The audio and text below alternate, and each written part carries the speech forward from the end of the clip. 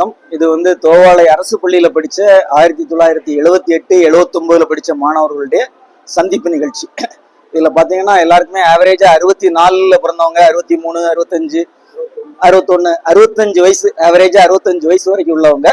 45 வருஷங்கள் இந்த பள்ளியை விட்டு போய் 45 வருஷங்கள் ஆனதுக்கு அப்புறம் அவ்வளவு பேரையும் தேடி கண்டுபிடிச்சு ஒருங்கிணைச்சு இந்த ஒரு சந்திப்பு நிகழ்ச்சி நடத்துது.